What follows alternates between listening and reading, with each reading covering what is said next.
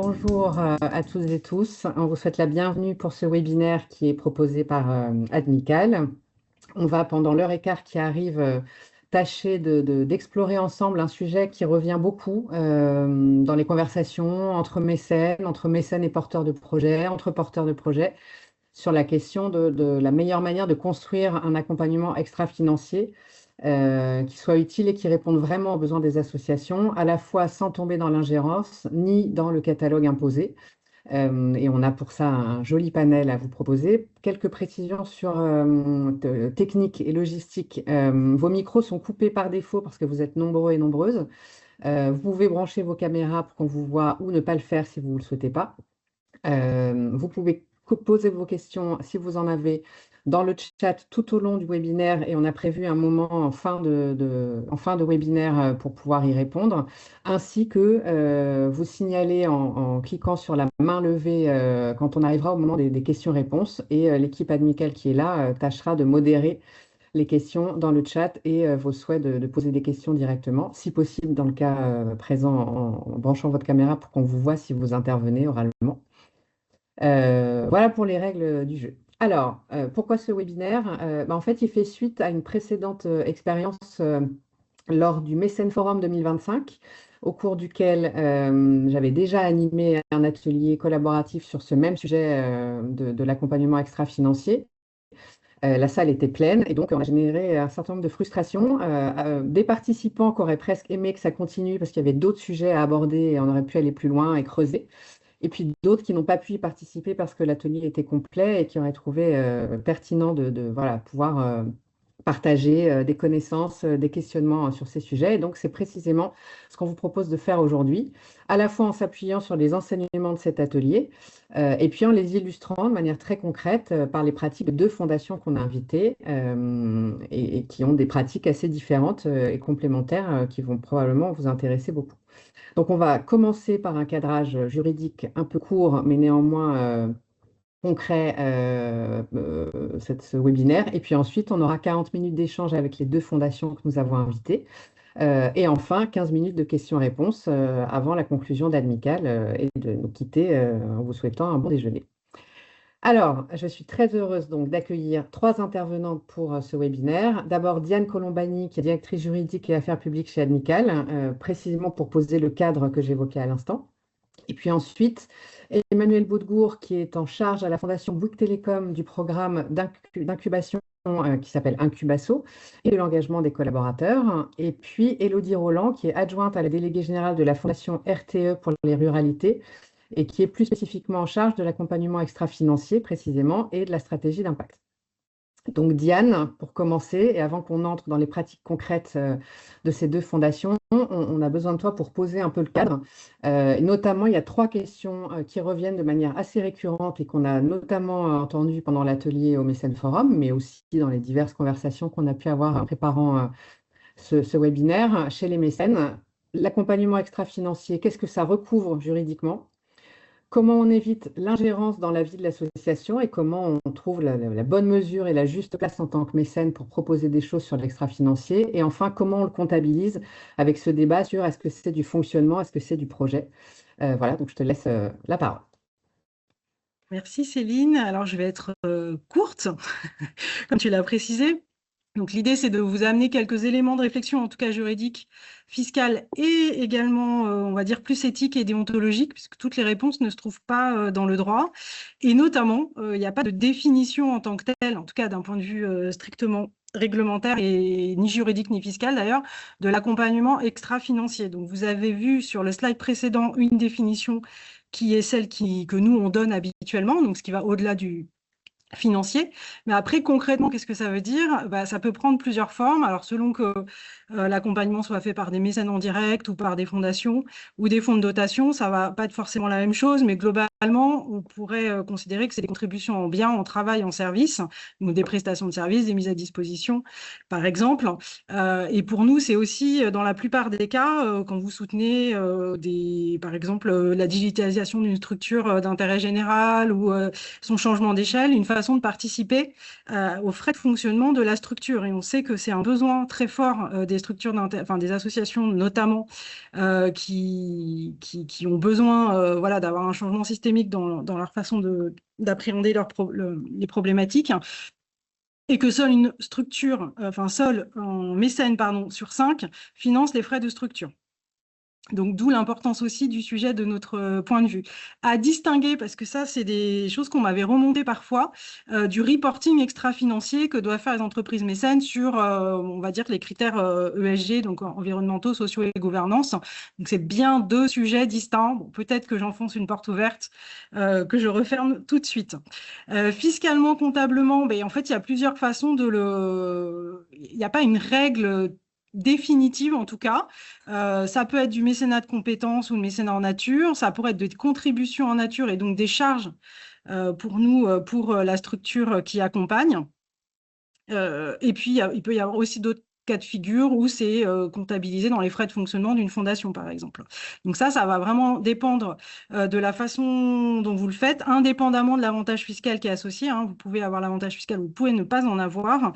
Ça, c'est important, selon nous, d'en discuter avec vos experts comptables quand vous en avez ou vos commissaires aux comptes pour bien vous assurer du bon fléchage comptable et fiscal. Et puis, pour finir, les points de vigilance, donc Céline, tu les as abordés un petit peu déjà, 3 points selon nous qui sont essentiels. L'ingérence, plutôt l'absence d'ingérence, donc l'accompagnement extra-financier ne doit pas aboutir à une ingérence du mécène dans le projet associatif, ça c'est fondamental. Et on l'a rappelé dans la charte de déontologie du mécénat qui est portée par la coalition Générosité, qui est sur la droite, vous le voyez. Rien n'empêche de faire de l'accompagnement extra-financier dans la limite, effectivement, d'une éventuelle ingérence. Et donc, le corollaire un peu de ça aussi, c'est de ne pas aboutir à une forme de dépendance du porteur de projet, c'est-à-dire de l'accompagner trop fortement pendant une certaine période et ensuite de sortir de cet accompagnement et donc de le laisser potentiellement dans une forme de dépendance parce qu'il ne pourrait plus assurer la pérennité de son projet sans ce financement. Et enfin, le dernier point qu'on voulait souligner, c'est formaliser en fait l'accompagnement extra-financier. Alors, soit dans vos contrats existants de dons financiers, soit séparément, mais en tout cas, on pense que c'est une bonne pratique d'avoir un contrat sur ces sujets-là. Merci Diane, merci d'avoir posé ce cadre sur lequel, bien sûr, si vous avez des questions, je vous rappelle qu'il y aura une séquence de questions-réponses à l'issue du webinaire, donc n'hésitez pas soit à les poser dans le chat, soit à les garder pour tout à l'heure. Maintenant, à l'intérieur de ce cadre, qu'on comprend mieux grâce à toi, merci encore, on a donc 2 fondations qu'on a invitées aujourd'hui, assez différentes, qui ont construit des programmes d'accompagnement, qui ont vu qu'il y avait des choses qui fonctionnaient, des choses qu'elles ont ajustées, des choses qu'elles n'ont pas forcément résolues. Et c'est précisément aussi l'intérêt de ne pas arriver qu'avec des choses absolument parfaites, mais bien de vous montrer que tout ça est très évolutif et peut s'adapter en cours de route au gré de la nature des partenariats, des relations qui s'installent avec vos partenaires et des échanges que vous avez sur ces sujets. Donc, je vais me tourner d'abord vers Emmanuel Boudgour, et je vais te demander en 2 minutes chrono, notamment de présenter Incubasso, parce qu'on va beaucoup parler de ça, même s'il y a d'autres choses que fait la Fondation dont on va parler également avec ses grands partenaires. Donc, qu'est-ce que c'est Incubasso? Qui vous accompagnez dans le cadre de ce programme et qu'est-ce que vous leur proposez? Bonjour à tous. Donc, Incubasso, c'est un incubateur, un peu comme un incubateur de start-up, sauf que nous, on n'a pas de lieu dédié. Et en fait, on propose un programme sur 3 ans pour aider des jeunes associations de moins de 3 ans à se structurer, à se développer pour pérenniser leur action. Donc, l'accompagnement, il y a 2 types d'accompagnement. Il y a bien évidemment une aide financière qui peut aller jusqu'à 20 000 € sur 3 ans pour soutenir la structuration, le fonctionnement du projet associatif. Et à côté de ça, on a de l'extra-financier avec des ateliers, des webinaires, des séminaires pour le partage d'expériences, de savoir-faire, d'expertise. On met aussi en réseau nos assos incubés avec des experts de l'ESS et les anciennes associations qui ont été incubées. On a un suivi individuel aussi que l'on propose par un collaborateur Bouygues Telecom qui est une sorte de mentor et qui vient apporter en fait un regard extérieur dans la prise de décision de l'asso. On a des services experts qui sont fournis à la fois par la Fondation, mais aussi par nos partenaires externes, avec par exemple une hotline juridique, une hotline en lien avec l'appel de fonds. Il y a tout un travail qui est fait sur la gouvernance de l'association et on propose une mesure d'impact. Et enfin, on est un opérateur, donc on propose des outils de connectivité et puis un logiciel de gestion. Voilà globalement ce qu'on propose à travers Incubasso.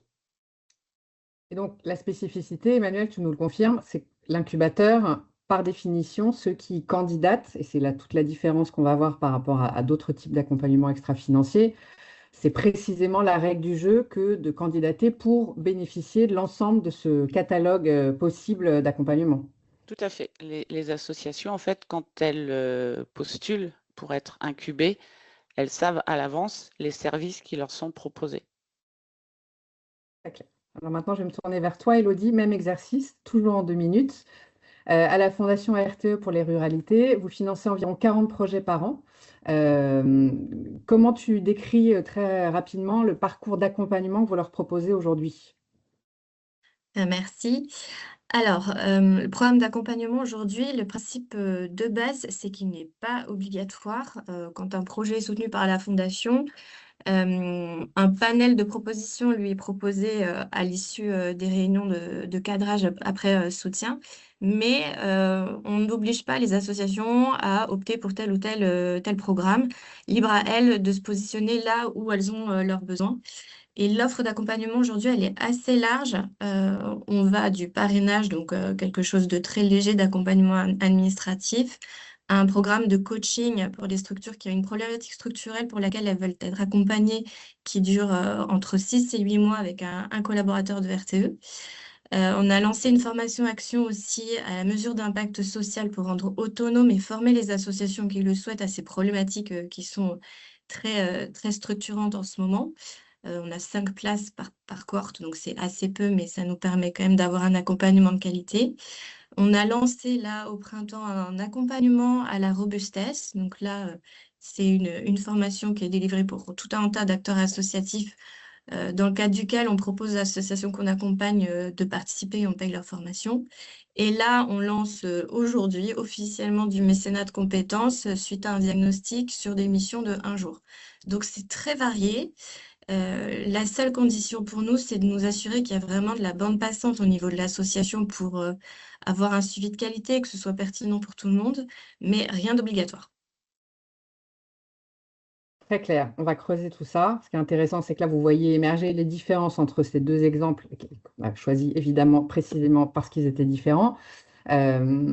Côté Emmanuel, à la Fondation Bouygues Télécom, ce que tu nous as expliqué, c'est que vous accompagnez en extra-financier parce que ces jeunes associations entrent dans un incubateur dont c'est précisément la vocation. Là où, Elodie, côté Fondation RTE, l'accompagnement financier, il est proposé sans être imposé, plutôt en post-soutien, mais on va en reparler. Et chacune des associations qui rentrent dans votre communauté d'associations soutenues choisit ce dont elle a besoin parmi l'ensemble des propositions. Alors du coup, Emmanuel, côté Fondation Bouygues Télécom, on le comprend bien compte tenu de la nature de cet incubateur, et on verra que c'est différent pour vos grands partenaires. Accepter d'être accompagné en extra-financier, c'est la règle du jeu dès la candidature. C'est précisément pour ça qu'ils candidatent en connaissance de cause. Donc, comment ça se passe concrètement? Qu'est-ce que vous leur demandez aux associations qui candidatent à votre appel à candidature Incubasso au moment de la candidature? Ouais, effectivement, les besoins extra-financiers, les associations les connaissent à l'avance, il n'y a aucune surprise.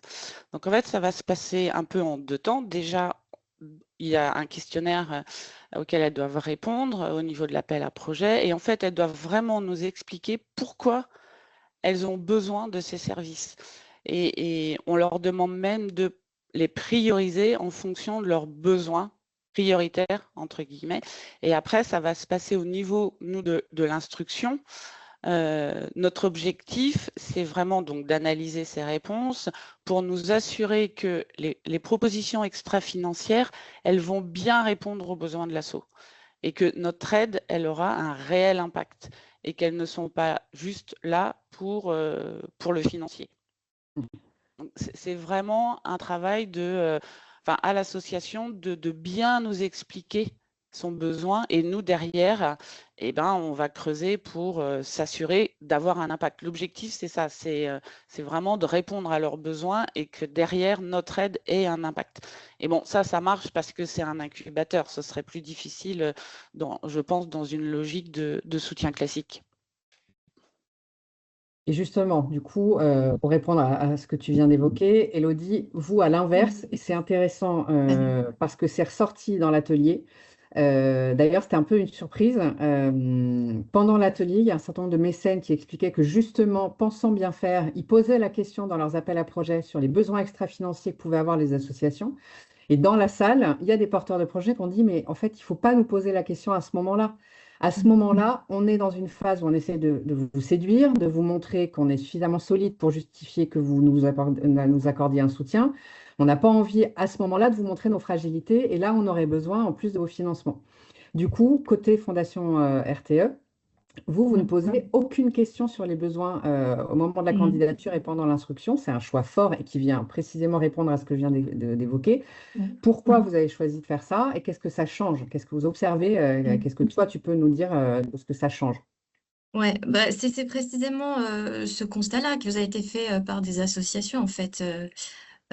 Déjà, le premier point, c'est que nous, côté Fondation RTE, l'instruction est assez longue. Ça peut prendre 6 à 8 mois.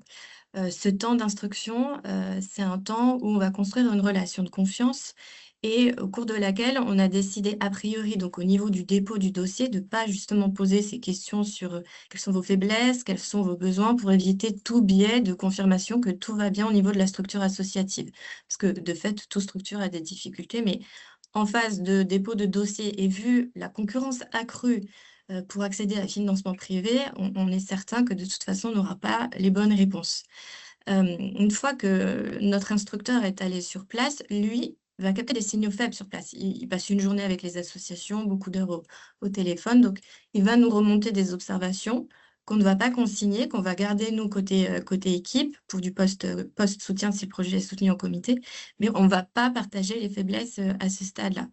En revanche, une fois que le projet est financé, on a ces éléments. Certaines structures vont être orientées d'emblée vers différents programmes. Par exemple, sur du coaching, quand on sait qu'il y a une problématique structurelle, on a vu par exemple le cas de gouvernance assez âgée où il y avait des enjeux de renouvellement, mais difficile d'adresser cette problématique parce que pas outillé. Du coup, on oriente vers un coaching pour pouvoir travailler sur ce sujet-là. Ça nous donne des billes, nous, pour orienter. La conséquence très pratique à ce choix-là, c'est qu'on construit quand même une vraie relation de confiance qui change tout. On apprend à se connaître et on apprend ensuite à être transparent des 2 côtés avec les structures et c'est pour ça qu'on a une grosse communauté de porteurs de projets au-delà du soutien «administratif» entre guillemets. Des structures qu'on a accompagnées il y a 6-8 ans continuent d'être accompagnées en extra-financier quand il y a un besoin qui se présente parce qu'elles ont la transparence et l'envie de nous faire partager qu'elles ont besoin d'être accompagnées à ce moment-là. Ok, donc toutes les deux, ça vous fait quoi d'entendre ce que j'évoquais à l'instant, des associations qui disent arrêtez de nous demander dans vos appels à projets si on a des besoins extra-financiers parce qu'on ne va pas oser vous répondre la vraie Mmh. vérité. Voilà, comment vous réagissez à ça l'une comme l'autre?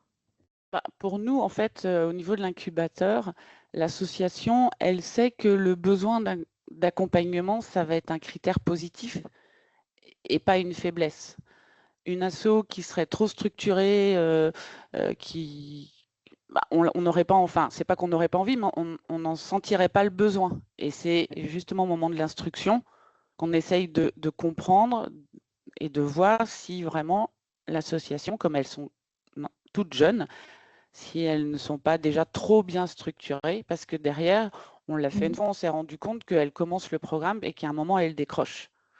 Et donc, ce critère, enfin, ce besoin, elles savent que c'est un critère positif. Donc, elles n'hésitent pas à nous dire, j'ai besoin de structuration, j'ai besoin au niveau de ma gouvernance, j'ai besoin d'aide au niveau d'appel de fonds, ce genre de choses.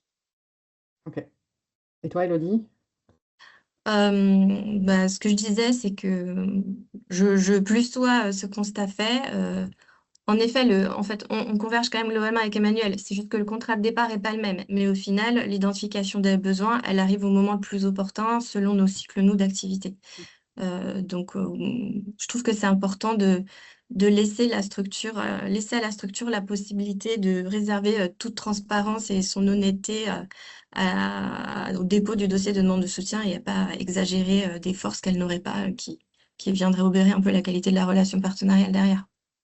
Et je pense surtout que, que ce soit toutes les associations et nous, l'idée derrière, c'est d'avoir de l'impact Mm. et elles d'avancer. Donc, je pense que c'est pour ça qu'en termes d'exprimer son besoin n'est pas forcément quelque chose de négatif. Sous réserve qu'elles en soient capables, et ça me fait une belle transition avec la question qui suit. Autre enseignement qui est sorti de l'atelier d'octobre dernier, une forme de tension sur comment faire pour écouter ce dont les associations ont vraiment besoin en leur posant la question. Et donc souvent, il y a des mécènes qui ont témoigné pendant l'atelier en disant, bah, moi j'ai demandé aux associations dont on est partenaire et qu'on soutient comment je pouvais les aider, et certaines m'ont répondu, bah, on ne sait pas. Ou alors, pire, bah, ça m'aiderait bien que vous m'accompagniez sur une stratégie de communication, et puis en mettant un partenaire ou un prestataire ou un sachant interne pour les aider. Ce qui ressort, c'est qu'en fait, ils ne peuvent pas travailler sur la stratégie de communication parce qu'il y a déjà un boulot à faire avant sur la stratégie de la structure tout court. Et donc, soit l'association dit, bah, moi, je ne sais pas de quoi on a besoin parce que j'ai déjà besoin qu'on m'aide à diagnostiquer ce dont j'ai besoin, qui est le premier apport extra-financier que peut faire le mécène, ou bien se trompe sur la nature du besoin et on s'en rend compte chemin faisant. Donc, vous, comment vous faites? Comment vous écoutez? Est-ce que vous avez aussi été dans ce cas de figure où vous posez la question et la réponse est soit je ne sais pas, soit pas la bonne réponse?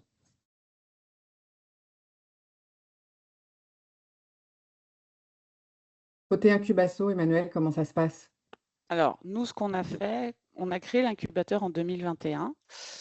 Et pour s'assurer qu'on avait le bon accompagnement et qu'on allait proposer les bons services, on a fait déjà un benchmark des autres incubateurs, même si on n'a pas énormément, mais on a fait ce benchmark.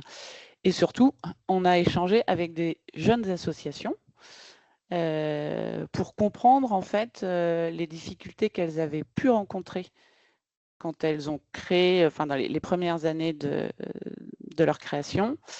On leur a demandé quels étaient leurs besoins. Enfin, elles nous ont expliqué, elles avaient déjà mis tout ça en place. Donc, elles pouvaient nous répondre. Et à partir de ça, on a construit une sorte de, on va dire, de pyramide des besoins. Et ça a découlé sur un programme avec un panel de prestataires qui au départ, qui a grossi au fur et à mesure. Mais ce qui est important aussi de savoir, c'est que ce programme, en quelque sorte, il n'est pas figé. On le fait en fonction des retours des associations, on peut le faire évoluer. Okay, et puis, au bout de 6 mois, on demande aussi aux associations par rapport à ce qu'on leur offre, est-ce qu'il y a des choses qu'on pourrait améliorer? Est-ce qu'elles ont, du coup, est-ce qu'elles se sont rendues compte qu'elles avaient de nouveaux besoins? Et comme ça va venir nourrir ce programme. Okay. Dont on va parler après sur l'évolution. Et toi, Elodie, sur la manière d'écouter et donc de calibrer, voire d'accompagner au diagnostic, comment vous vous y prenez côté Fondation RTE? Alors, l'accompagnement qu'on a mis en place, il est issu d'une consultation large déjà, premier point, des associations. Historiquement, on en faisait très peu, c'était du parrainage et voilà, c'était, on va dire, le niveau zéro d'accompagnement de notre côté. Aujourd'hui, on a une offre d'accompagnement qui est très large, qui est issue de tous nos échanges avec les associations, à la fois au fil de l'eau, à la fois de notre mesure d'impact, on y reviendra plus tard. Notre objectif, c'est de pas créer de dépendance, de les rendre autonomes et d'être au plus près de leurs besoins. Donc, selon les programmes, on arrive à ajuster plus ou moins. Un exemple, le coaching notamment. Souvent, les assos arrivent avec une problématique qui pensent être la bonne. On a le premier atelier qui dure 3h30, qui est justement dédié à bien qualifier mon besoin et prioriser mes besoins. Parce qu'en général, il y a une liste à l'après-vert qui arrive, on ne peut pas tout traiter. Et c'est souvent l'avant-dernier besoin qui, en fait, est le besoin stratégique, ce que tu disais précisément tout à l'heure, Céline. Donc, il y a tout un travail d'accompagnement pour bien prioriser le besoin qui est le plus stratégique pour l'association. Le mécénat de compétences qu'on lance là n'échappe pas au catalogue de besoins identifiés. Là, on a lancé une grosse enquête pour savoir quelles étaient les missions stratégiques sur lesquelles vous voulez être accompagné. Tout le monde a tout coché. Donc, tout est stratégique, tout est prioritaire. Maintenant, nous, côté équipe, on a un travail d'entretien avec les associations qui veulent être accompagnées pour bien identifier ce qui est prioritaire. On ouvre largement pour pouvoir un peu cerner l'ampleur des besoins et puis derrière, on essaie de resserrer pour aller les accompagner sur ce qui est vraiment le plus pertinent, ce qui demande du temps. Ouais. Oui, et c'est précisément ce qui explique que tu sois en charge de l'accompagnement extra-financier et d'autres choses, mais il y a quand même une personne qui est dédiée à ça, Oui, même si c'est pas à temps tout à plein. fait. C'est chronophage, Exactement. il faut quand même en avoir conscience en termes d'ambition côté mécène. Mm. Pas juste Et je rajoute, décréter qu'on fait de l'accompagnement extra-financier. Même chose pour toi, Emmanuel, sur l'accompagnement incubasso. nous, ce qu'on fait aussi, enfin, le travail qui est fait pour voir après les besoins et que les associations ne partent pas dans tous les sens, c'est qu'il y a un atelier qui est fait avec le mentor pour déterminer les objectifs, les classer et en fonction de ça, les impacts attendus. Et en fonction, ça permet de se rendre compte vraiment des besoins prioritaires. Mm. C'était juste pour rajouter Ouais, c'est un clair. petit point que je n'avais pas développé tout à l'heure. Alors, tu nous disais tout à l'heure, enfin, vous l'avez dit toutes les deux d'ailleurs, que les programmes, ils sont jamais figés. Ce qui serait intéressant, c'est de voir comment ils ont évolué dans le temps depuis que vous les avez lancés. Alors déjà, on va commencer avec toi, Emmanuel. Qu'est-ce que vous avez ajouté, chemin faisant, dans Incubasso, qui n'était pas là dès le départ quand vous l'avez lancé là, en année 1, et que, en écoutant les associations et en interagissant avec les premières promotions, vous vous êtes rendu compte qu'il fallait l'ajouter. Comment vous avez fait évoluer avec des nouvelles briques le programme? Alors, quand on a regardé, moi, ça fait 1 an que j'ai repris l'incubateur. Et en fait, quand j'ai regardé le panel de services, je me suis rendu compte qu'il manquait quelque chose d'important autour du financement. On sait que le financement pour une association, et surtout en ce moment, c'est quand même quelque chose d'important. Donc, autant on pouvait avoir la brique gouvernance juridique, on n'avait pas cette partie de financement. Et donc, on a lancé en test cette année une hotline sur l'appel de fonds. Et donc, Ok. l'idée derrière, donc on l'a fait avec make.org, tous les mois, il y a des créneaux de 30 minutes qui sont dédiés, où les associations peuvent contacter make.org sur des créneaux de 30 minutes. Et l'idée, c'est de poser toutes sortes de questions, que ce soit comment je vais faire pour structurer ma prospection. Les questions, ça peut être, je vais répondre à un appel à candidature. Est-ce que mon dossier est bien ficelé? J'ai un pitch, est-ce qu'on peut le travailler ensemble? Donc voilà. Et donc ça, c'était vraiment pour moi quelque chose d'important à ajouter. Et c'était ce qui manquait. Après, le programme, il tourne beaucoup autour d'ateliers, d'échanges, de formations. Et il y avait une formation qu'on n'avait pas, c'était sur l'IA. En fait, c'est un sujet qui prend de plus en plus d'importance, qu'on n'avait jamais abordé. Donc cette année, la semaine prochaine, on va faire un premier atelier sur le sujet avec une collaboratrice Bouygues Télécom qui travaille spécifiquement sur l'IA. Et en fonction des retours de cet atelier, je verrai si on l'intègre ou comment on peut l'intégrer dans le programme, quitte à refaire avec les nouvelles associations qui rentreront un atelier d'échange sur l'IA. On a ajouté aussi du coaching individuel avec notre partenaire Passerelle et Compétences, après un cas concret d'un porteur de projet qu'on a senti limite en burn-out. Et du coup, ensemble, on s'est dit, voilà, est-ce que tu aimerais être accompagné? Il a répondu oui. Donc ça c'est quelque chose qu'on n'avait pas avant. Et ce qu'on a fait aussi, c'est qu'on a allégé la première année de l'incubateur parce qu'on s'est rendu compte qu'on proposait énormément de choses la première année. beaucoup de formations, il y avait tout un travail qui était fait sur la mesure d'impact qui demandait différents ateliers. Ça prenait beaucoup de temps. Et puis les années 2 et 3, elles étaient beaucoup plus light.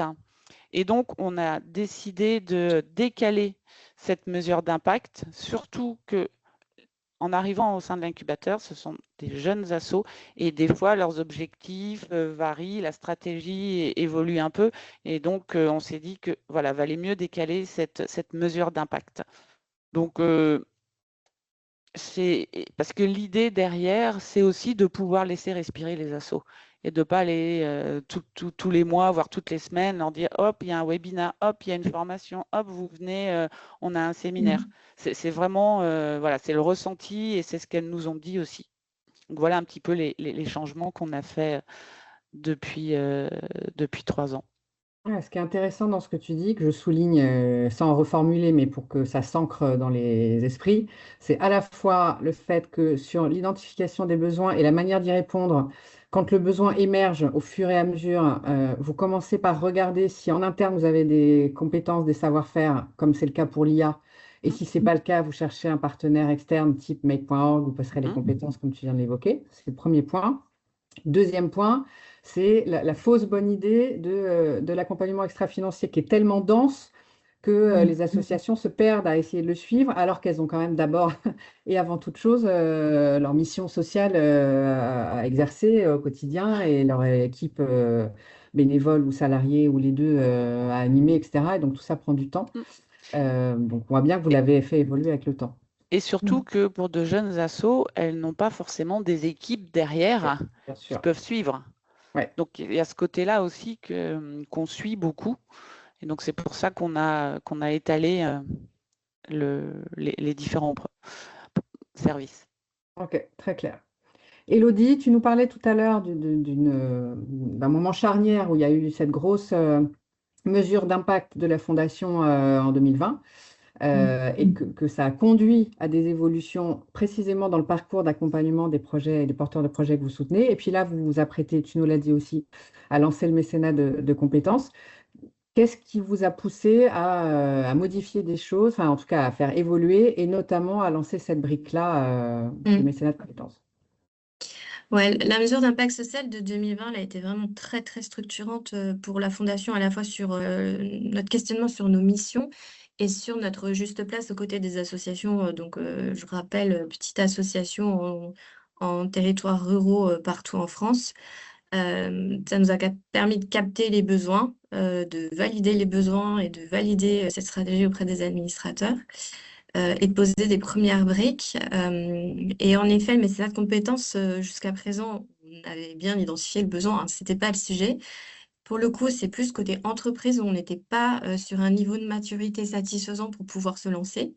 Ça y est, maintenant. Donc, on a obtenu des accords côté communication, ressources humaines, direction financière et comptabilité, ce qui nous permet de couvrir quand même les besoins stratégiques des associations. Et ça s'est fait très progressivement. Enfin, je ne sais pas comment ça se passe dans vos entreprises pour les autres fondations qui sont adossées à des entreprises, mais pour nous, en tout cas, côté RTE, ça a été quand même un long parcours du combattant que d'arriver à convaincre les directions métiers de nous laisser quelques heures leurs salariés pour accompagner les associations. Et on a décidé de rester sur un jour. Donc, on a un accord de un jour à RTE. On aurait pu proposer une mission plus longue en mobilisant différents collaborateurs, c'est-à-dire plusieurs fois un jour. Pour le moment, on a décidé de tester un jour, déjà pour pas peser sur la bande passante des associations et pour vraiment avoir une approche un peu test and learn pour voir ce qui fonctionne pas, si le calibrage un jour suffit par rapport aux besoins qui sont formulés ou s'il faut qu'on, à l'épreuve des faits, réoriente un peu le format. Donc là, on démarre, hein, comme je vous le disais, on a 25 associations qui nous ont partagé leurs besoins. On va y aller progressivement et faire un premier point d'étape, je pense, à l'automne pour voir si ça fonctionne, si ça fonctionne pas. Si ça fonctionne pas, qu'est-ce qu'il faudrait ajuster? Voilà, donc on y va progressivement. Merci à vous deux. Et alors, toujours dans cette logique des évolutions de ces programmes d'accompagnement extra-financier qui ne sont pas figés, Il y a aussi ce que vous avez arrêté, et c'est assez précieux, je pense, à entendre pour tous ceux qui nous écoutent, voilà, ce qui n'a pas fonctionné, étant entendu qu'il y a des choses que vous aviez peut-être reproduites pour les avoir vues ailleurs, chez d'autres mécènes et avec d'autres typologies de partenaires et chez qui ça marchait, et puis chez vous, ça n'a pas pris. Donc, encore une fois, il n'y a rien de gravé dans le marbre et qui soit universel comme chose qui fonctionne ou qui ne fonctionne pas. Tout est question de sur-mesure. Côté Fondation Bouygues Télécom, Emmanuel, qu'est-ce que vous avez arrêté en cours de route côté Incubasso et pourquoi? Alors, on n'a pas forcément arrêté beaucoup de choses. Comme je le disais tout à l'heure, on a mieux réparti les services. Cependant, on a arrêté de proposer un outil sur la mesure d'impact parce qu'on s'est rendu compte qu'il n'était pas utilisé. Donc, un outil, ce n'est pas une fin en soi, il faut qu'il soit utile. Donc, les associations qui ont déjà cet outil le gardent bien évidemment, mais pour la nouvelle promo des 5 à 7 assos qui vont rentrer, on ne le proposera pas. On s'est rendu compte, alors on leur a posé la question bien évidemment, hein, il n'était pas utilisé parce que pour certaines, trop complexe. Pour d'autres, ils n'avaient pas de ressources dédiées pour rentrer toutes ces données dans cet outil. Et donc, ça leur prenait trop de temps. Ils me disaient, ouais, non, il faut que je le fasse, mais voilà, j'ai pas eu le temps de m'en occuper. Et puis, ils me disaient, ouais, mais en fait, moi, j'avais commencé, mon tableau Excel me va bien. Et donc, on s'est dit, ça sert à rien de proposer un outil qui va pas être utilisé.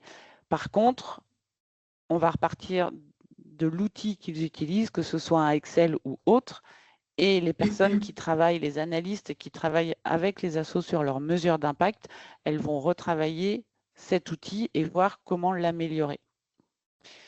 Donc ça, c'est la première chose.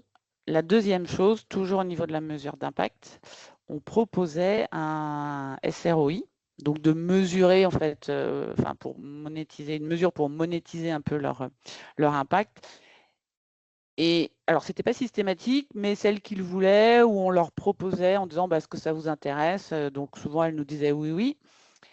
Et puis, donc ça, c'était au niveau de la première promo. Et quand on les interrogeait derrière en disant qu'est-ce que vous en avez fait?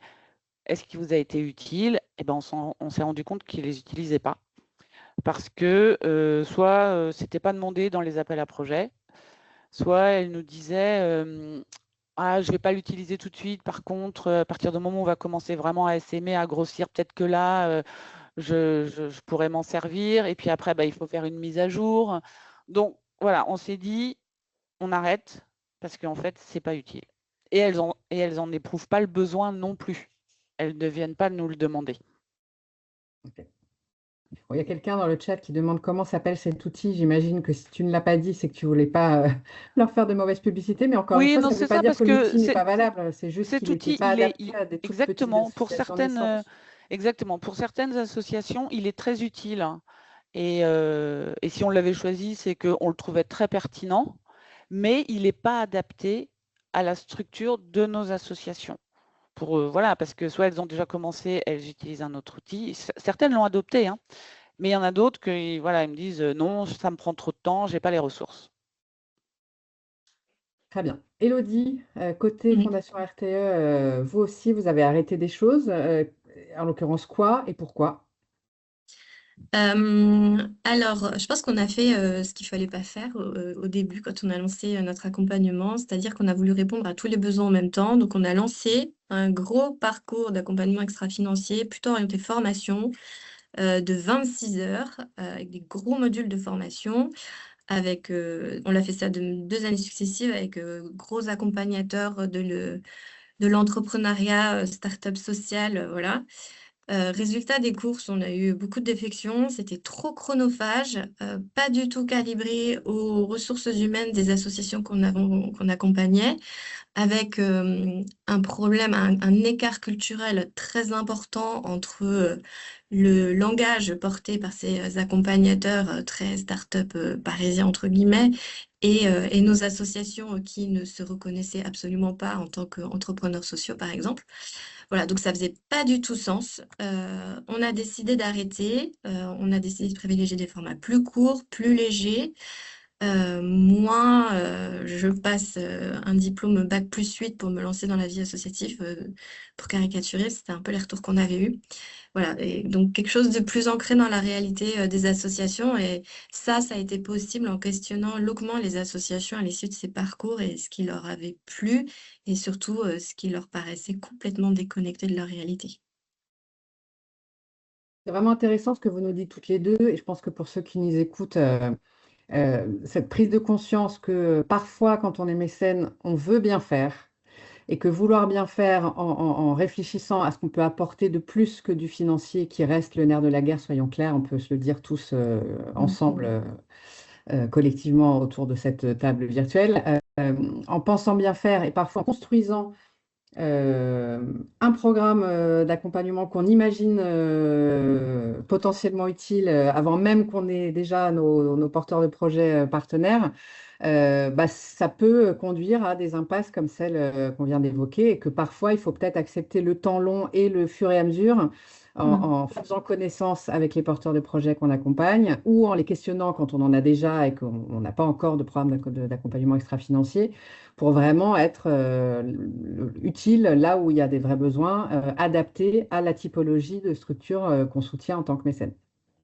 Et donc, qu'on retient de ce que vous venez de dire, ce qu'on entend, c'est qu'il faut accepter d'enlever les choses, que tout ne fonctionne pas toujours. Et je crois que c'est précieux. Merci à vous toutes les deux, pour ceux qui construisent des programmes en ce moment ou qui se posent des questions sur le fait de s'y mettre demain. Alors, maintenant, Emmanuel, on a dit tout à l'heure qu'à côté d'Incubasso, vous aviez aussi d'autres programmes, et notamment vous avez des partenariats stratégiques dans une logique pluriannuelle. Et d'ailleurs, vous êtes passé récemment de 6 grands partenaires à 2 grands partenaires. D'abord, pourquoi et qu'est-ce que ça a changé dans votre manière de les accompagner en extra-financier? Alors, effectivement, jusqu'à cette année, la Fondation avait 6 grands partenaires. Et on a retravaillé toute la mission cette année. On a réalisé une mesure d'impact de la Fondation et non pas de l'incubateur. Et cette mesure d'impact, elle nous a montré que sur certains programmes, les formats d'accompagnement, on pouvait aller plus loin. Qu'en ayant 6 grands partenaires, et ben, au niveau du budget aussi, on ne pouvait pas faire tout ce qu'on avait envie. Et puis, on se dispersait aussi. Donc, on a décidé de passer de 6 grands partenaires à 2 grands partenaires pour aller plus en profondeur et de leur proposer un accompagnement extra-financier systématiquement. Auparavant, et contrairement à l'incubateur, j'ai envie de dire, cet accompagnement, il est extra-financier, n'est pas déjà fléché. On va répondre aux besoins de nos 2 grands partenaires. On le faisait déjà un petit peu auparavant, mais c'était une fois de temps en temps. On avait un de nos grands partenaires qui était Surfrider Foundation, et on a développé lors d'un hackathon pour eux une application, parce qu'ils avaient besoin de cette application mobile. Planète Mer, autre grand partenaire, ils n'avaient pas de film présentant leur association, et donc on a décidé de faire ce film. Même chose pour l'association Petit Prince, on leur a fait un film. Bon, ça c'est sur, j'ai envie de dire, sur plus de 6 ans. Là, l'idée, c'est vraiment d'aller plus en profondeur, comme je le disais tout à l'heure, et de faire systématiquement de l'extra-financier en fonction de leurs besoins. Et ça, quand tu dis que c'est ressorti de la mesure d'impact, c'est parce que les grands partenaires, ils ont été interrogés dans le cadre de cette mesure d'impact sur ce que leur apportait la Fondation ou ce qu'ils imaginaient qu'elle pourrait leur apporter de plus. Et c'est là où vous avez aussi identifié que vous pourriez faire davantage avec moins de partenaires. Exactement, on a interrogé les grands partenaires, les associations qu'on avait accompagnées, que ce soit pendant 1 an ou 3 ans au sein de l'incubateur, nos parties prenantes, enfin les parties prenantes, nos partenaires de l'ESS, des collaborateurs, nos dirigeants. Donc voilà, c'était vraiment un panel, et il est ressorti vraiment ce que parfois, on avait des accompagnements qui étaient sous-utilisés ou qui n'allaient pas suffisamment en profondeur. On a par exemple arrêté l'appel à projet parce qu'on soutenait juste financièrement les assos. Pendant 1 an, on en soutenait 40 et derrière, on ne pouvait pas aller plus loin. Ok. Élodie, on en a déjà un peu parlé, mais cette fameuse mesure d'impact social de 2020, elle a quand même beaucoup tout structuré sur ce qui a suivi. Et concrètement, est-ce que tu peux nous dire en substance, au-delà de ce que tu nous as déjà un peu dit tout à l'heure, ce qu'elle a montré et ce que vous en avez fait, y compris évidemment sur la dimension accompagnement extra-financier? Ouais. La spécificité de cette mesure d'impact social, c'est qu'on a fait une grande place au qualitatif. Donc, il y a eu énormément d'entretiens quali avec à la fois des associations qu'on accompagnait et des partenaires de la Fondation. Ça nous a permis de valider le besoin, ce que je disais tout à l'heure, hein, d'apporter à nos administrateurs des éléments factuels pour valider cette orientation stratégique qui est vraiment devenue très importante pour la Fondation. Et c'est devenu aussi un rendez-vous incontournable pour nous. Cette mesure d'impact social, on l'a fait tous les 4 ans. Elle nous permet de re-questionner les besoins, de valider la qualité de l'accompagnement et sa pertinence, donc de voir s'il y a des transformations durables qui sont liées à cet accompagnement qu'on propose, et de fait d'ajuster derrière les différentes propositions, de capter aussi des signaux faibles, parce que parfois il y a 3, 4, 5 porteurs de projets qui vont émettre une idée, qui à ce moment-là peut nous paraître peut-être farfelu ou pas, mais en tout cas qu'on va bien garder en tête pour voir si c'est pertinent d'aller la tester ou pas. Donc c'est vraiment un rendez-vous incontournable, cette mesure d'impact pour la Fondation. On en fait une à la fin de l'année, là, qui est très chronophage, mais qui est tout à fait passionnante et structurante pour une organisation comme la nôtre. Ok, merci. Vous nous avez parlé l'une et l'autre de mentor pour l'une et de coach pour l'autre. Donc là, on voit bien qu'il s'agit de collaborateurs que vous embarquez dans cette aventure et donc y compris dans cette logique d'accompagnement extra-financier. Là encore, côté Incubasso, donc ces fameux mentors qui vont pour chacun accompagner l'un des lauréats de chaque promo, comment vous les sélectionnez, ces collaborateurs? Est-ce qu'ils lèvent la main pour mentorer une association ou est-ce que et après vous faites un matching ou est-ce que vous allez les chercher en fonction du besoin de l'asso? Comment ça fonctionne? Alors effectivement, et ça c'est pas simple, tous les ans, donc on incube tous les ans 5 assos. C'est vrai que 5 associations, je ne l'ai pas précisé au départ. Alors il y a plusieurs possibilités. Soit on a des collaborateurs, parce que l'engagement chez nous est quelque chose de très fort, ils participent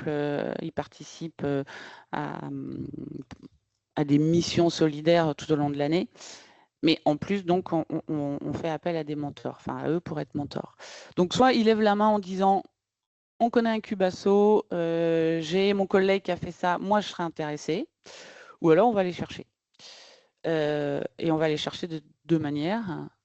Déjà, on fait un appel à candidature où chacun, on pose un certain nombre de questions. On leur demande si ils ont déjà été bénévoles, enfin s'ils sont déjà bénévoles. S'il y a des causes qui les intéressent plus que d'autres, les compétences qu'ils pourraient apporter, parce que l'idée, c'est vraiment d'avoir un regard extérieur et en fonction des besoins, potentiellement, nous, après, on peut faire matcher les mentors et les assos. L'ancienneté dans l'entreprise, parce que l'idée du mentor, c'est aussi qu'il puisse ouvrir son réseau. Donc, on a besoin de sentir l'appétence à vouloir accompagner une asso et aussi avoir quel type de compétences ça pourrait apporter. Après, donc oui, des collaborateurs qui ont de l'ancienneté et après, comme ça fait très longtemps que je suis dans l'entreprise, je commence à connaître pas mal de monde et donc je peux aller en chercher certains en leur disant tiens, voilà, ça t'intéresse, c'est parce que je sais que ils vont savoir tenir ce rôle. Et puis à côté de ça, de toute façon, il y a une obligation de suivre une formation pendant une demi-journée où là, notre partenaire passerait les compétences, va venir leur faire part de ce qu'est le monde associatif pour ceux qui ne le connaîtraient pas, ce qui est assez rare. Bien expliquer le rôle du mentor. je suis un mentor et je ne suis pas bénévole. Bien expliquer ce que fait le mentor, ce que ne fait pas le mentor. Et puis après, il faut qu'ils soient aussi, ça va dépendre de leur disponibilité, puisque on a fait le calcul et en gros, c'est 10 jours par an pour échanger avec son mentor. Donc tous les mois, généralement, il y a des échanges. Mais c'est pas, je dirais que c'est pas simple. Et du coup, on essaye à chaque fois de réfléchir pour réussir à matcher, parce qu'en fait, on va faire un appel à candidature de mentor alors qu'on ne connaît pas encore les lauréats. Et c'est ça toute la difficulté. Mm. Donc, je suis en train de me poser les questions et de réfléchir en me disant, est-ce que on pourrait pas aussi demander à l'asso qui va être incubé, qu'est-ce qu'elle attend d'un mentor? Pour elle, c'est quoi le mentor idéal? Pour que le matching, il se fasse à partir de ça. Et c'est, je te cache pas que trouver le bon, enfin, pas trouver le bon mentor, mais le fait que ça match Oui, c'est ça. entre les deux, ben, c'est pas simple. Oui, oui, tu peux avoir, en fait, il n'y a pas de bon ou de mauvais mentor dans l'absolu. Il peut y avoir un Non, super profil de quelqu'un de très motivé, qui a un super réseau et qui est un type ou une femme géniale, mais qui ne va pas coller avec cet exactement. associé-là compte tenu de ses besoins, de la nature du réseau qu'on a besoin qu'on lui ouvre ou des compétences qu'il pourrait lui partager, quoi. Alors, jusqu'à maintenant, ça a toujours matché. On Ok, a il y a eu de peut-être la chance. une exception, mais parce qu'il y a eu un changement, un changement de responsable de projet en cours d'année, enfin sur la Ok. fin de la 3e année, et cette nouvelle personne, eh ben, ça n'a pas matché avec le mentor, parce qu'elle trouvait que le mentor s'immisçait trop dans l'assaut, alors que ce n'était pas le cas avec l'autre. Mais on n'a pas eu de ce mentor, j'en veux plus, ou le mentor qui en est, moi avec l'assaut, j'y arrive pas, quoi, c'est pas possible. Ça, on l'a pas eu. Mais Alors que voilà. côté RTE, enfin Fondation RTE, du coup, je bouscule un peu, Elodie, parce que ça me permet de rebondir sur ce que vient de dire Emmanuel, parce que quand on a préparé ensemble toutes les trois, enfin toutes les cinq d'ailleurs, euh, le webinaire, tu nous as raconté que vous aviez arrêté un coaching parce qu'il y avait justement un collaborateur qui prenait un peu trop de place. Comment vous avez géré, vous aussi, ce cas-là avec l'association concernée?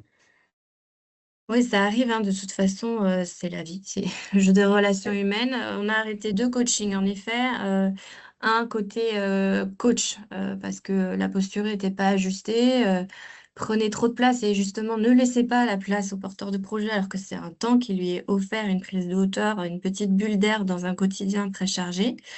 Voilà, donc on a décidé, d'arrêter, mais on a aussi arrêté à cause d'un porteur de projet. Ok. Qui jouait pas le jeu, qui n'honorait pas ses rendez-vous. Quand il était là, il était en train de faire autre chose et toujours caméra cachée avec un boucan pas possible à l'extérieur. Donc pareil, là, on a décidé d'arrêter et on fait des réunions avec la formatrice coach qui appuie le programme, le porteur de projet et le salarié ensemble pour voir s'il y a un ajustement possible. S'il y a un ajustement, on teste. S'il n'y a pas d'ajustement, on arrête. Pour le cas où le salarié prenait trop de place, on a trouvé un autre coach. Et pour le cas où l'association ne jouait pas le jeu, on a trouvé un autre projet à coacher pour le salarié. Donc ça arrive, c'est le jeu. Quand bien même on fasse côté RTE une formation à la posture de coach obligatoire pour avoir la bonne posture, expliquer qu'on n'est pas sur du parrainage, qu'on n'est pas sur du mécénat de compétences, et que cette formation soit vraiment un incontournable avant de commencer le parcours, ben, il peut y avoir des loupés et c'est pas grave, c'est normal et c'est comme ça qu'on apprend. Et Ce justement, qu'on cette fait, formation, pardon, vas-y, ouais, Emmanuel. non, ce qu'on fait nous aussi, c'est que tous les 2 mois, on a des échanges, un échange avec l'ensemble des mentors. Donc des fois, et l'idée, c'est vraiment cet échange. S'ils ont une problématique, ils m'en parlent, mais c'est aussi que les mentors discutent entre eux en disant, bah moi, j'arrive pas à faire ça avec mon asso ou mon asso, je comprends pas pourquoi elle fait ça. Qu'est-ce que vous en pensez? Est-ce que quelqu'un a déjà rencontré cette problématique ou comment vous l'aidez sur telle ou telle chose? Donc voilà, il y a aussi ce côté échange, mentor et fondation. Ok. Juste rapidement, Elodie, sur la formation obligatoire là, qui dure une demi-journée pour tous les coachs, enfin tous les collaborateurs qui s'engagent comme coach, euh, pourquoi vous l'avez rendue obligatoire et qu'est-ce que vous avez observé très rapidement dans ce que ça change? Alors, c'était assez naturel pour nous de la rendre obligatoire parce que le coaching s'adresse à tout collaborateur, quel que soit son niveau de maîtrise, cadre ou dirigeant, vient avec son bagage et avec ses préconçus sur ce que peut être coach, développement personnel, accompagnement. Voilà. Donc, l'idée, c'est de mettre tout le monde d'équerre sur de quoi on parle. On est sur une posture de coach, on n'est pas sur un certificat de coach professionnel. Que tout le monde partage les mêmes règles du jeu. C'est un temps collectif. Ils se réunissent une fois par mois après pour faire du feedback ensemble sur ce qui se passe. Il faut que, d'un point de vue posture, mots, on donne les bases de la CNV aussi, ils puissent être ajustés aux attentes et à la promesse que nous, on fait aux porteurs de projets. Et des deux côtés, ce temps est hyper important pour clarifier les rôles de chacun. On n'a jamais testé ce programme sans cette formation. Donc, je ne peux pas dire si ça changerait tout si on ne la faisait pas, mais j'en suis intimement convaincue. Même les coachs qui récidivent refont cette formation Ok. pour réentendre les bonnes pratiques, la bonne posture, ce qu'il faut faire, ce qu'il ne faut pas faire. Et ça leur apporte aussi beaucoup professionnellement parce qu'on mesure l'impact aussi de ce programme sur les collaborateurs qui s'engagent. Certains se révèlent, développent des compétences qui sont hyper utiles pour les collectifs et se projettent sur des trajectoires de carrière, notamment pour les agents qui sont dans le collège de la maintenance ou sur des postes plus d'assistants de direction, pensent pouvoir développer une posture qui leur permettrait d'évoluer. Donc, c'est vraiment hyper intéressant de pouvoir voir aussi comment les propositions que nous, on fait aux salariés leur permettent de se développer professionnellement et personnellement. Merci à vous deux pour tout ça. Dernière question avant qu'on passe aux questions-réponses. La question de la durée et surtout de la sortie de cet accompagnement extra-financier qui fait partie aussi des questions qui ont été soulevées pendant l'atelier au mois d'octobre. Emmanuel, Incubasto, c'est clair, quand on y rentre, on sait que ça dure 3 ans On maximum. sort. Qu'est-ce qui se passe au bout des 3 ans? Non, mais effectivement, l'objectif de l'incubateur, c'est vraiment l'autonomie de l'association. Donc, après les 3 ans, elles peuvent voler de leurs propres ailes. Et donc, l'objectif, c'est pas de créer de la dépendance. Parce que nous, c'est vraiment, vous êtes autonome et vous n'avez plus besoin de nous. Alors après, on ne va pas leur dire merci, au revoir, terminé, on ne veut plus entendre parler de vous. Bien évidemment qu'on reste forcément disponible si elles ont besoin. Il y a une relation parce que on a vécu ensemble pendant 3 ans, donc qui va perdurer, mais de manière plutôt informelle. Parce qu'on peut les faire intervenir vis-à-vis des nouvelles associations incubées. Elles peuvent intervenir au niveau des webinaires. Si nos assos incubés ont besoin de conseils, eh ben, on peut les mettre en relation. Donc voilà, c'est pas non plus merci, au revoir et à bientôt. Par rapport aux outils qui sont déployés chez Incubasso, pardon. Alors, on ne va pas continuer à leur offrir, mais on peut proposer des tarifs préférentiels. Ouais. Et là, moi, je suis quand même en train de réfléchir. Alors, il me faut juste un peu de temps, mais à créer peut-être le club des anciens. Bon, Ok. alors après, il faut un peu de temps pour L'unique. l'animer. Donc aujourd'hui, c'est plus dans un coin de ma tête qu'en développement. Mais dans l'esprit, ce serait ça. Côté Elodie, vous, c'est pas un club à la Fondation, vous parlez d'une communauté. Il y a des structures, tu nous l'as dit un peu tout à l'heure, que vous accompagnez encore 6 ans après leur soutien initial. Comment ça se gère dans le temps, du coup? Ça se gère, c'est assez informel. Il n'y a pas d'engagement écrit. On part du principe qu'une fois qu'on a été accompagné par la Fondation RTE, qui a un objet social assez unique, hein, il n'y a pas 50 fondations qui sont dédiées aux ruralités en France, notre objectif, c'est de continuer à faire vivre cette communauté. par cet accompagnement extra-financier d'une part, mais aussi par des événements qu'on organise tous les 5 ans qui rassemblent tous les porteurs de projets, qui sont l'occasion de créer des liens, identifier des passerelles, des ponts, peut-être des projets à construire ensemble. Voilà, et ça fait la richesse aussi de cette communauté qui se sent moins seule, moins isolée. Il y a beaucoup d'isolement du porteur de projet associatif et encore plus dans les territoires ruraux où ils sont loin des incubateurs, des accompagnateurs, de tout ce qui peut se jouer sur les différents enjeux associatifs. Donc, on essaye d'entretenir ça de manière plus ou moins fluide, de partager, on partage les appels à projets de nos partenaires, d'autres fondations pour leur permettre d'accéder à l'information, des différents dispositifs d'accompagnement. En ce moment, par exemple, pour faire face à différentes crises RH, économiques qui se jouent. Donc voilà, on n'a pas formalisé de cadre, ça fait partie de l'ADN de la fondation et je crois qu'on va continuer à le nourrir. Très clair. Bon, bah, merci beaucoup à vous deux. Tout ça a été passionnant. Le tableau que vous nous avez permis de dresser de ces deux modèles très différents, avec, on l'a bien vu pour chacune, beaucoup d'écoute, beaucoup d'ajustements, le fait d'assumer certains abandons et quand même des convictions que vous partagez sur le diagnostic et l'autonomie. Voilà, ça a été vraiment très intéressant. J'espère que ça l'a été aussi pour vous qui nous écoutez. Je vous propose qu'on bascule sur les questions justement avec vous. Donc, c'est le moment où vous pouvez cliquer sur lever la main pour qu'on sache si vous voulez poser des questions directement et on vous donnera la parole le cas échéant.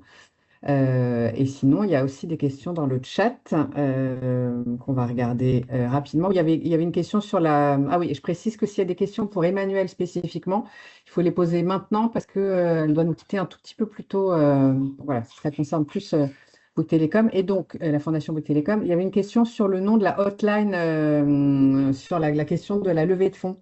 Mais tu l'as dit, vous travaillez là avec make.org, c'est ça? On t'entend pas, Emmanuel?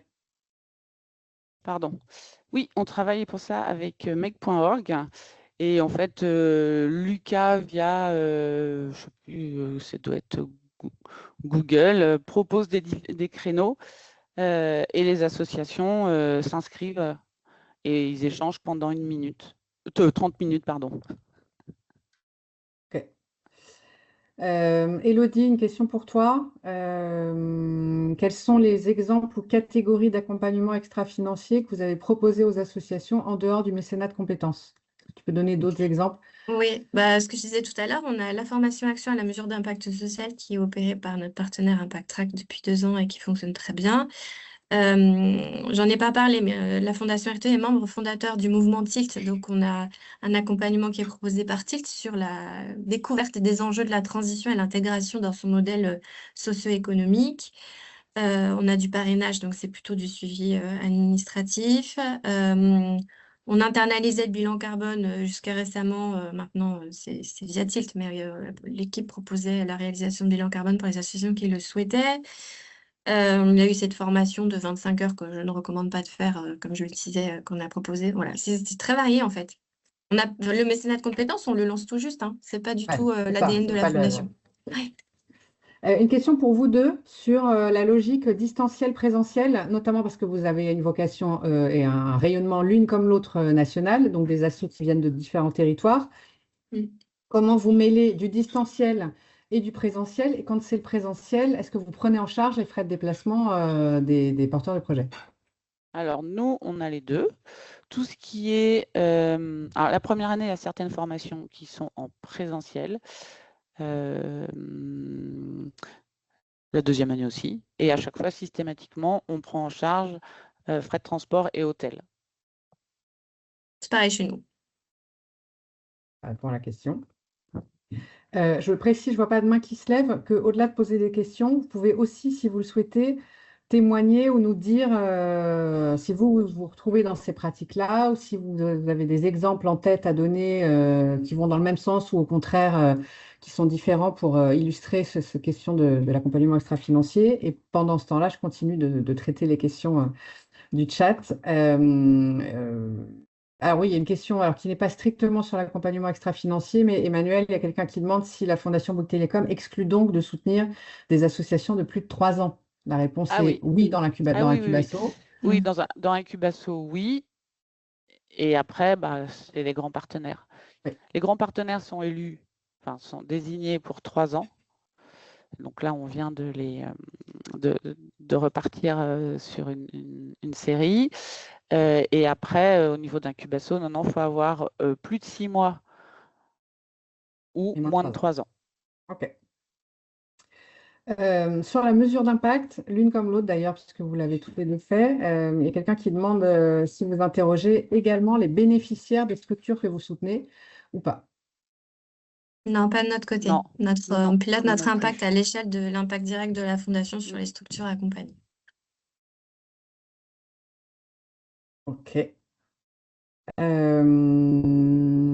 Et ensuite, il y a quelqu'un qui demande, alors c'est peut-être aussi à reboucler avec Diane, il y a quelqu'un qui demande s'il faut un rescrit mécénat pour proposer un dossier à vos fondations, pour être soutenu en financier et en extra-financier, du coup. Est-ce que vous Côté l'exigez? Fondation LTE, non, on Non, nous n'exige non pas, plus. on est abrité. Donc on a cette Mm. possibilité de ne pas l'exiger. Mais vous vérifiez l'éligibilité au mécénat des Ah oui, structures que vous soutenez. Oui, nous toujours, aussi. bien Oui, sûr. oui, nous aussi. Diane, on peut rappeler en quelques mots que le rescrit mécénat n'est pas obligatoire. Tout à fait.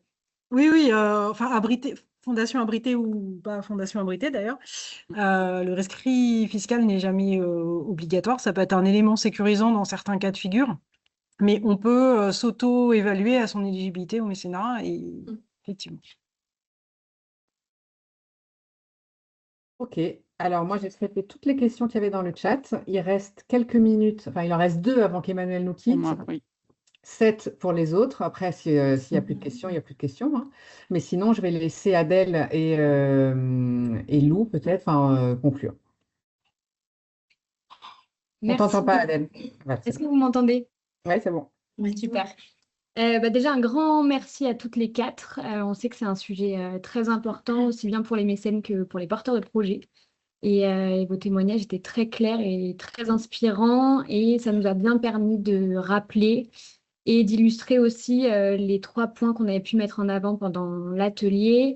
Le fait que le diagnostic est le premier besoin et la première étape. Que la dimension aussi de sur-mesure, de co-construction sont très importantes et que sont les conditions aussi de la qualité de l'accompagnement. Et que l'extra-financier complète le don financier, mais ne le remplace pas. Et ça, on insiste bien sur ce point-là. Donc, on va vous envoyer la présentation dans laquelle on a ajouté des ressources si vous souhaitez aller plus loin. Donc, vous trouverez bien le compte-rendu de l'atelier du Mécène Forum, la charte de déontologie du mécénat qui a été présentée par Diane en début de webinaire, et on vous a mis d'autres fiches repères, baromètres, voilà, que vous pourrez aller consulter.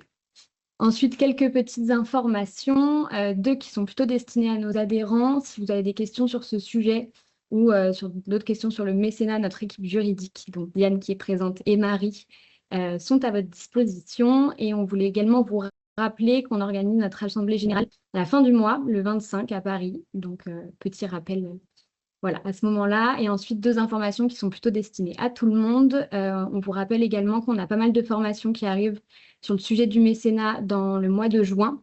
Donc, n'hésitez pas à aller consulter notre catalogue et voir si certaines d'entre elles peuvent être utiles à vos besoins. Et un dernier petit point. Peut-être je me permets Oui. de dire que la dernière, c'est moi qui l'anime. Celle sur la construction et le pilotage d'une stratégie de mécénat, 25 et 26 juin. Tout à fait. Et donc, un dernier petit point, si vous avez des questions sur Amical ou sur l'adhésion, Anita et Florence se feront un plaisir d'y répondre. Et je pense qu'on a fait le tour. Je vous remercie encore, mesdames, pour vos témoignages. Merci aussi à vous toutes et tous d'avoir été présents ce matin. Et je vous souhaite une belle journée et un bon appétit. Merci beaucoup. Au beaucoup. revoir. Merci beaucoup.